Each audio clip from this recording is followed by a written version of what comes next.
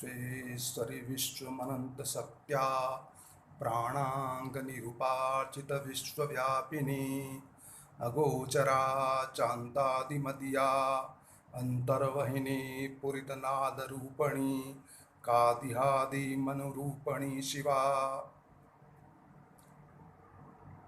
भारतीय सनातन धर्म के महानुभावों,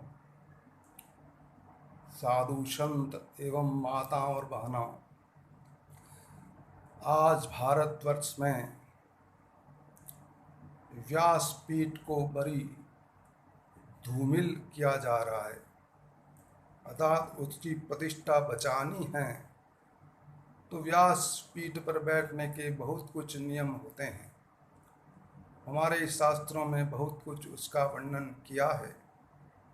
वेद, पुराण, समर्ति, उपनिषद, 18 पुराण, 18 उपपुराण आदि में इसका पूर्ण रूप से वर्णन मिलता है। इसके अलावा व्यास संहिता में भी इसकी पूर्ण रूप से व्याख्या है। इसको वक्ता लोग को ज्ञान प्राप्त करके ही व्यासपीठ पर आसीन होना चाहिए। ये सनातन धर्म जब से षष्ठी का प्रादुर्भाव हुआ तब से ये सनातन धर्म की उत्पत्ति होती है। तो इस प्रकार से अति प्राचीन धर्म है। ये भगवान के मुखार बिंदु से जो निकला है शब्द वही शास्त्र है। और इस शास्त्र की रक्षा के लिए ऋषि मुनियों ने अनंत जन्मों पर अनंत कल्पांतर मनमंतान्वंतर तक बहुत साधना की है। तभी तो ये कहा जाता है, ऋग्वेद कहता ब्राह्मणोस्य वेदेवा। इस धरती पे जो तप करता है इस मर्त्युलोक में है वही आगे जाके देव बनता है। तो प्राय हमारे प्राचीन ऋषि मुनियों की जो परंपरा है उसमें व्यासपीठ को सर्वोच्च स्थान प्राप्त है। परंतु आजकल के समय में इस वर्तमान युग में प्राय अभी आप सभी को पता होगा कि व्यासपीठ की क्या स्थिति उत्पन्न कर रहे हमारे जो कथावाचक है। उसमें भी आप देखेंगे कि जो सर्वोच्च कथावाचक बन गए हैं, जो अंतर्राष्ट्रीय संत बन गए हैं, जो विश्व के कोने कोने में जाके कथा का प्रचार किया है, जो आकाश में, जल में आदि सभी स्थिति में कथा किया है, उसमें एक नाम संत मुरारी बापू भी है। परंतु उन्होंने भी ऐसी व्यासपीठ को धूमिल किया है कि सनातन धर्म को नहीं बोल के अन्य धर्मों की व्याख्या करते हैं। जब भी इनको याद होना चाहिए, भगवान कृष्ण ने श्रीमद्भागवत गीता में कहा है कि स्वधर्मे निधनम श्रेयः पर धर्मो भयावह। अर्थात अपने धर्म में मरना भी श्रेष्ठ है और पर धर्म में सुख भी बहुत भयानक दुख देने वाला है, अर्थात नाश को प्राप्त कराने वाला है। इसलिए स्वधर्म में हमें स्थिर रहना चाहिए। तो संत मुरारी बापू को इतना भी ज्ञान नहीं कि सनातन धर्म के व्यासपीठ पे बैठे हैं या इस्लाम की मस्जिद में प्रवचन कर रहे हैं। तो देखिए अपनी कथा में करते करते वो कहते हैं अली मौला अली मौला, और बड़ा मस्ती से उस भजन को गाते हैं और लोगों से भी खूब गाने के लिए प्रेरित करते हैं। तो बताइए अब ये व्यासपीठ का क्या अनाधार है या व्यासपीठ की प्रतिष्ठा को बचाने के लिए कुछ कार्य कर रहे हैं लोग? ये तो कथा के नाम से एक लूट मचा रखी है, एक व्यापार है इनका। जो कुछ बने किए, कुछ किए। अरे व्यासपीठ ने इनको क्या नहीं दिया? वैभव दिया, धन दिया, प्रतिष्ठा दी, पूरे विश्व में प्रसिद्धि फैल गई। फिर भी इनको अभी तक इससे संतुष्टि नहीं है। तो इनकी संतुष्टि कहाँ होगी? अभी हमने सुना है कि इस पर बड़ा विवाद हुआ था। काशी के विद्वत परिषद ने भी इसकी सभा की थी और इस पर बहुत आपत्ति दर्ज की। इस व्यासपीठ के अंदर ऐसे व्यासपीठों को व्यासपीठ बैठने का कोई अधिकार नहीं है। आजीवन इन पर रोक लगनी चाहिए। इस जीवन के अंदर पुनः व्यासपीठ पर नहीं बैठें। परंतु इन्होंने अपनी एक बड़ी चतुराई से, अब सुनिए कि हमारी भारतीय सरकार क्या कर रही है। 25 मार्च से लॉकडाउन प्रारंभ किया और 31 मई तक अभी तो लॉकडाउन ही चल रहा है, परंतु मुरारी बापू को तो कथा करने की पूर्ण छूट मिल गई। वो तो 2 मास तक श्री राम कथा का अपने गांव भावनगर के अंदर महुआ में श्री राम कथा का आयोजन किया और 2 मास तक कथा का प्रवचन किया। तो उनके लिए तो कोई सरकार का नियम नहीं, परंतु हमारी आम जनता के लिए और समस्त साधु संत के लिए, हमारे पूज्य सनातन धर्म के सर्वोच्च पद पर निवास प्रतिष्ठित होने वाले शंकराचार्यों के लिए और समस्त महामंडलेश्वर आदि साधु संतों के लिए, चारों धाम के लिए, समस्त ज्योतिर्लिंगों के लिए और हर कोई मंदिरों के लिए पूर्ण रूप से लॉकडाउन लागू था और न कोई दर्शनार्थी वहाँ जा सकता था। पूर्ण उसमें ताला ही लगा रहता था। परंतु हमारे मुरारी बापू तो उस 4 धाम से भी, द्वादश ज्योतिर्लिंगों से भी ज़्यादा पूजनीय हैं, क्योंकि सरकार तो वही चला रहे हैं, क्योंकि गुजराती है। गुजराती पर तो इतना स्नेह है कि उन्होंने तो मुरारी बापू को पूर्ण छूट दे दी। अब बताइए इससे मानस भारत की जनता पर क्या प्रभाव जाएगा कि कितना पक्षपात है। मुरारी बापू जैसे भ्रष्ट कथावाचकों को तो पूर्ण लॉकडाउन में छूट है, परंतु भारत की एक मध्यम क्लास की जनता, एक महान सनातन धर्म के सर्वोच्च सिंहासन प्रतिष्ठित होने वाले शंकराचार्य महापुरुषों, संतों को, त्यागी को, वैराग्य को, भक्तिमान को और चारों धाम को, ज्योतिर्लिंगों को, सबको लिए तो लॉकडाउन है, परंतु मुरारी बाबू के लिए कोई लॉकडाउन नहीं है। उन्होंने पूर्ण रूप से 2 मास कथा की और जब कथा में समझे कि कुछ हमारी गलतियां वो पकड़ लिया है लोगों ने और कुछ संस्थाओं ने, विद्वानों ने, साधु संतों ने तो अपनी कथा के विराम में कहा कि हमसे कुछ भूल हो गई है, कुछ हमसे गलती हो गई तो हम क्षमा चाहते हैं और हरे नमः हरे नमः हरे नमः कह के उसको विराम दिया। ये माफ़ी मांगने की एक कला है। उसके बाद में फिर एक युवा वैसा ही कथावाचक चिन्मयानंद बापू, उसने भी अपने से कहा कि आज से हमें व्यासपीठ पे बैठकर जो हमने गलती की, फिल्मी गाना गाया और उसके बाद अली मोला का, उसके लिए हम लज्जित हैं, हम क्षमा चाहते हैं। इसके बाद हम व्यासपीठ की प्रतिष्ठा को धूमिल नहीं करेंगे, परंतु कथा चालू रहनी चाहिए क्योंकि उससे धन आता रहे, प्रतिष्ठा बढ़ती रहे और प्रसिद्धि में कोई घाटा नहीं हो। तो ये भगवान के साथ धोखा है, भगवान श्री राम के साथ धोखा है, भगवान श्री कृष्ण के साथ धोखा है और सनातन धर्म के साथ भी धोखा है। जिन्होंने व्यासपीठ के पीठासीनों को, इन संतों को इतना महान बना दिया, इतनी प्रतिष्ठा मिली, इतना वैभव मिला, इतना धन मिला, इतनी प्रतिष्ठा मिली और भारत के हर कोने कोने में जाकर कथा की, परंतु अभी भी इनका पूर्ण रूप से संतुष्टि नहीं मिली और दूसरे धर्म में भी प्रवेश कर गए क्योंकि था पैसा चाहिए। पूरे विश्व के अंदर हर धर्म में उनकी बहुत बड़ी ख्याति चाहिए, परंतु स्वधर्म से कोई उनका लेन देन नहीं। अब इनको लज्जा भी नहीं, शर्म भी नहीं। पहले तो किसी से गलती हो जाती थी, ऐसा कोई कार्य हो जाता था तो मुंह दिखाने में भी लज्जा आती थी, इनको कोई लज्जा नहीं। मुरारी बाबू तो यहाँ तक कहते हैं कथा के अंतिम दिन में 2 मास की कथा करके लॉकडाउन के अंतर्गत कि मैं किसी से डरता नहीं, न मेरी कोई कथा रुका सकता, न मैं इसे किसी से डरता, न मेरे को राजतंत्र का भी डर है, न सरकार का डर है, न मैं कभी थका न मैं थकूंगा, इसी प्रकार कथा करता रहूँगा। अब ये मापी है या उसके अंदर दबंगाई है? अब विचार करिए, ये कहता कैसा कथावाचक है जो प्राय हमारे सनातन धर्म को धूमिल कर रहा है।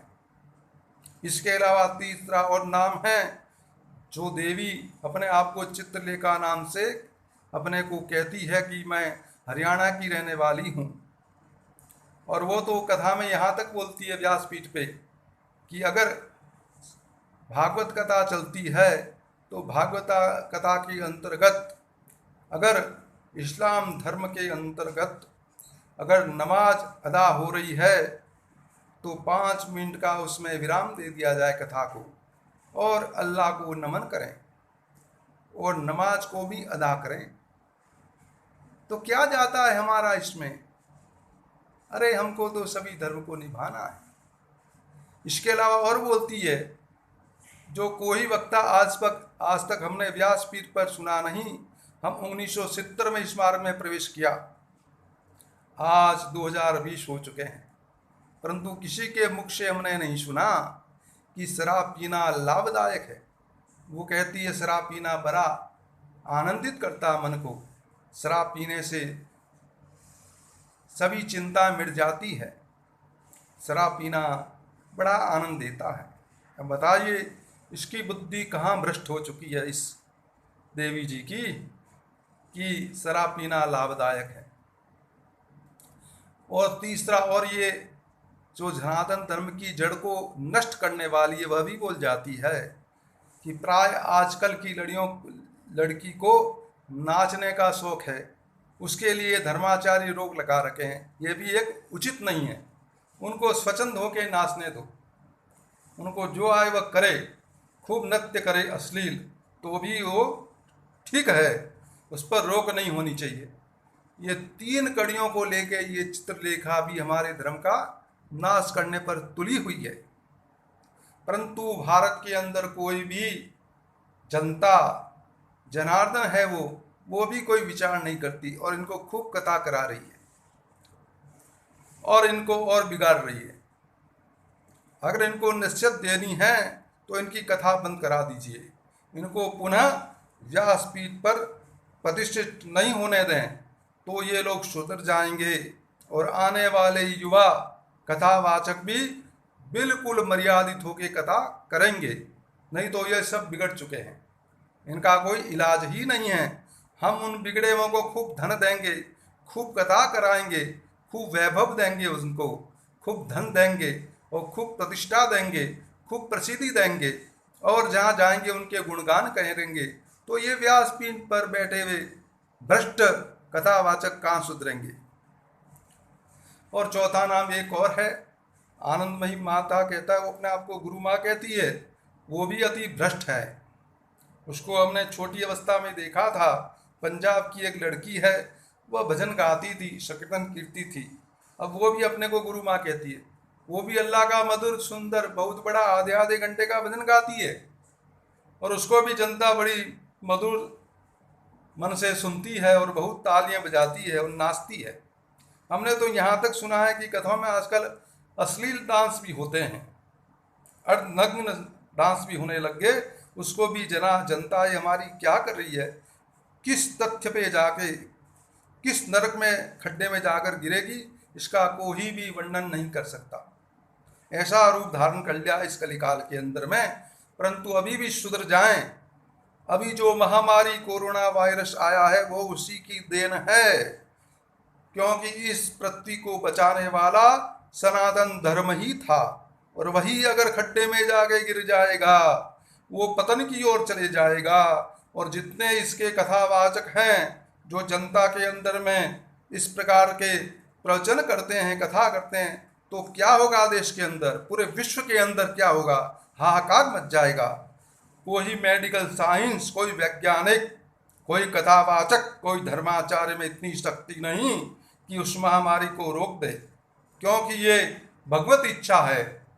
जो पुण्य होगी और अरबों खरबों लोगों का नाश हो जाएगा, तब ये जनता सुधरेगी, वरना ये सुधरेगी नहीं। और ये कथावाचक भी तभी सुधरेंगे कि इनकी कथा बिल्कुल बंद कर दी जाए। इनका प्रायश्चित यही है। हमारा सनातन धर्म में जो अपराध करता है उसका कठोर प्रावधान है, उसको वह सजा भुगतनी ही पड़ेगी। आप देखिए, देवता लोग जो वैकुंठ में वास करते हैं, स्वर्ग में निवास करते हैं, वो भी जो गलती करते हैं तो इस मृत्यु लोक में आकर पुनः उसका दंड भोगते हैं। दंड पूर्ण होने पर ही वापस जाके प्रायश्चित करके इस पृथ्वी पे दंड भोगते हैं। इस मृत्यु लोक में आने वाला हर प्राणी दंड भोगेगा। ये कथावाचकों को पता नहीं है। अवश्यम भोक्तम कृतम शुभाशुभम, अवश्यम भोगना पड़ेगा। देवता भी नहीं बचता तो ये इस मृत्यु लोक का साधारण मनुष्य कैसे बचेगा। कोई कथावाचक हो गया तो अपने को बहुत बड़ा मानने लग गया, वो तो भगवान का भी गुरु बन गया। इस प्रकार के आजकल ये प्रवचनकर्ता हो गए हैं। इस देश को कहाँ जाके गिराएंगे, इस देश की प्रतिष्ठा को कहाँ धूमिल करेगा, इस पर आप लोग इस पर विचार करिए। हमसे किसी को कोई बैर नहीं है, किसी से कोई शत्रुता नहीं, किसी से कोई विरोध भाव नहीं है हमारा। न हम किसी राजनीतिक पार्टी में हैं, न कोई पार्टी ग्रहण करने वाले हैं। हम अपने साधना में रहते हैं, हमको कोई मतलब नहीं। हमको तो बहुत लोगों ने आग्रह किया, तब हम इस पर बोलने के लिए तैयार हुए। बाकी हम इस पर विचार नहीं करते, हमको समय ही नहीं है। जिसको समय है वह व्यर्थ बातें करता है। इसलिए आपसे भारतीय जनता को यही हमसे ये विनती है कि इस भ्रष्ट व्यासपीठों पर बैठने वाले कथावाचकों संतों से प्रवचन नहीं कराएं। एक और हमने सुना है कि प्रयाग में रहने वाले ओमकानंद सरस्वती जो अपने को शंकराचार्य कहते हैं, अब बताओ वो कौन सा शंकराचार्य है। शंकराचार्य ने तो 4 पीठ स्थापित किए, 5वीं पीठ कौन से आ गई, 6ठी पीठ कहाँ से आ गई ये पीठ। परंतु वो भी कहते हैं बड़े झूठे सन्यासी है तो दंडी सन्यासी। कहते हैं कि धर्म सम्राट स्वामी कृपात्री महाराज जी की परंपरा के हम शिष्य हैं और उन्होंने हमको इस शंकराचार्य पद पर प्रतिष्ठित किया है। अब बताइए, हम भी सन 1970 से हमारे गुरु जी धर्म सम्राट स्वामी कृपात्री महाराज जी के साथ रहे हैं और उनके अनुसार हमने जीवन को काफ़ी पता है हमको कि कौन उनके शिष्य थे और उन्होंने कहाँ प्रयाग में कभी शंकराचार्य को प्रतिष्ठित किया। अब हम उनका भी परसों सुदर्शन चैनल में वीडियो सुन रहे थे, उन्होंने भी क्षमा मांगी कि हमने इस्लाम धर्म पर बहुत प्रसन्नता कर दी मंच पे बैठे बैठे। अब बताओ, गलती मानी और झूठ बोलता है क्योंकि हम धर्म सम्राट के शिष्य हैं और उन्होंने हमको प्रतिष्ठित किया है शंकराचार्य पद पर। कितने सनातन धर्म को कहाँ तक धूमिल करेंगे इन भ्रष्ट महात्माओं के द्वारा। अब इसका कहने के लिए कोई शब्द ही नहीं बचा। एक और हमने देखा, बहुत बड़ा महात्मा अपने को बहुत बड़ा विद्वान मानता है, उसने तो यहाँ तक कह दिया कि इस्लाम धर्म के मोहम्मद साहब कितने महान थे कि एक ही करवा के अंदर में इस मैंने कुरान के अंदर एक ही उस सूत्र के अंदर में पूरे विश्व का ज्ञान को भर दिया है। इसलिए विश्व के अंदर समस्त इस्लाम धर्म को ग्रहण कर ले। अब बताओ कितने शर्म की बात है कि जिस धर्म के अंदर में तलवार के बल से जबरदस्ती बनाया जाता है वो धर्म नहीं है। धर्म तो स्वेच्छा से मनुष्य धारण करता है, उसको धर्म कहते हैं। धर्म जिस प्राचीन ब्रह्म ने इस पृथ्वी पर अपने मुखारबिंद के शब्दों के द्वारा जो ज्ञान प्रकट किया वही धर्म है। अब ये इस्लाम धर्म कहाँ से प्रकट हुआ? सृष्टि के प्रारंभ में तो इसका नाम ही नहीं था और एक तरह से समझ लो अरब कंट्री गंवार थी, उसके अंदर में इस धर्म का प्रादुर्भाव हुआ और तलवार के बल के से यह धर्म की स्थापना हुई। भारत को कितना लूटा, भारत की माता बहनियों बेटियों को कितनी इज्जत लूटी इन्होंने। भारत के सब धन को सब लूट के गए, बड़े बड़े मंदिरों का धन लूटा। इस देश के बड़ी बड़ी रियासतों के राजाओं के धन को लूट के गए और आज उनका अब यशगान कर रहे हैं, गुणगान करने। बड़ी शर्म की बात है।